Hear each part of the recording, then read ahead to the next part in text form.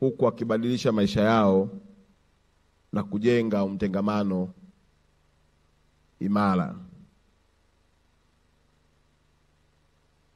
Watumishi hao unaona mbele yako Mheshimiwa Waziri ndio chachu ya mafanikio ya mkoa wetu. Ndio alama ya ushindi wa utekelezaji wa ilani ya Chama cha Mapinduzi katika mkoa wetu. Lakini ndio matokeo yanayofanya taifa letu kuendelea kuingia katika middle upper country kutokana na uwezo wao na umahiri wao wa kufanya kazi. Kama Lasi alivyotoa taarifa yake, watumishi hawa wamekuwa wakifanya kazi usiku na mchana, na kutokana na matokeo hayo ya kufanya kazi usiku na mchana, tuliona Arusha ikizidi kutetea nafasi yake ya alphabetically kwamba ni nafasi ya kwanza kwenye mambo mengi yanayoendelea katika taifa letu.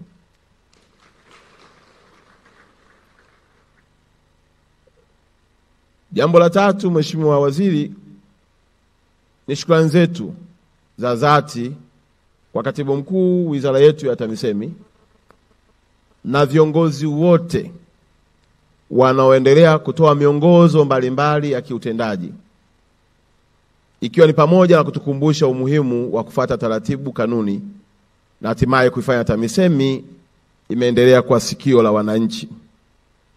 Na itakumbukwa Mheshimiwa Waziri, mlitoa maelekezo mara kwa mara yakiongozwa na Daktari Samia Suluhu Hassan ya sisi kuendelea kwa sikio la wananchi na kusikiza kero zao. Kazi hiyo hata huwa tukifanya sisi wanasiasa, lakini mwisho inaishia kwa wataalamu wanaoweza kusimamia taratibu, kanuni, na kuhakikisha wananchi wanapata haki zao. Kiwango cha upatikanaji wa haki katika mkoa wetu kimeongezeka kwa zaidi ya 40% tangu mwaka jana mwezi wa 4 nilipofika mahali hapa. Kwa kila mtumishi hakusanyi tu takwimu za orodha ya migogoro aliyoisikiliza, lakini pia wanatoa majibu ya changamoto ambazo wananchi wanazipitia. Kupitia fursa hiyo, Mheshimiwa Waziri, imeongeza pia ushirikishwaji wa wananchi kuelewa mambo yanayofanywa na serikali yao. Kwa kuwa kila ofisi wakitembelewa, hawasiti watendaji hawa kutoa taarifa sahihi na kuwapatia wananchi, ili wananchi wajue hatua stahiki za kuchukua pale wanapofuatilia haki zao. Tunafahamu ya kwamba mambo mengi yanayoweza kumalizwa kiutawala yanapunguza mzigo mkubwa pia katika muhimili wa mahakama. Kwa sisi TAMISEMI tukifanya vizuri, maana yake tunawapunguzia mzigo mahakama kuhangaika na kesi. Na wananchi wale wengi ambao ni wanyonge, hawana pesa ya kwenda kuwalipa mawakili, kimbilio lao ni wizara yako ya TAMISEMI. Na mkoa huu ni sehemu ya sikio linalokusaidia kutatua na kupunguza changamoto hizo. Kwa naomba mbele yako niwapongeze sana watumishi kwa kazi kubwa nzuri wanaoifanya na kuatia moyo ya kwamba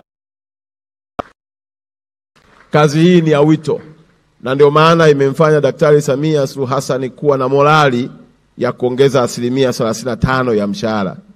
Leo nilikuwa namuuliza Lasi asubuhi, hivi 35% sisi tumo au sisi hatupo? Sasa wakati tunaulizana na Lasi, na yeye akasema Mheshimiwa Rais amesema kwenye kima cha chini kitapanda. Nikamwambia kwa mfano, mzee akanipigia hesabu hapo, imeongezeka karibia 1.5. Yaani nafika mahala hata sisi tunatamani labda tungeshuka huku kwenye kima cha chini ili tuone kupanda. Kwa sababu shida ukiwa huku juu, hata mshahara ukiwa mkubwa na matumizi yake yanakuwa makubwa, ndio kuna kachangamoto wako. Sasa nikamwambia Lasi, hebu chunguza, inawezekana sisi tumedondokewa hii fursa ya Daktari Samia, lakini mpaka sasa hivi amekaa kimya.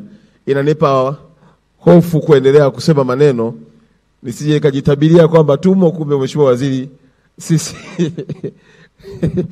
lakini yote haya ni kuongeza morali kwa watumishi, hasa kada ya chini ambayo hata huwa haisafiri, hata huwa haina posho, hata ikiomba kwenda likizo, hela yao ya kutoka ya likizo huwa haijulikani inatoka lini.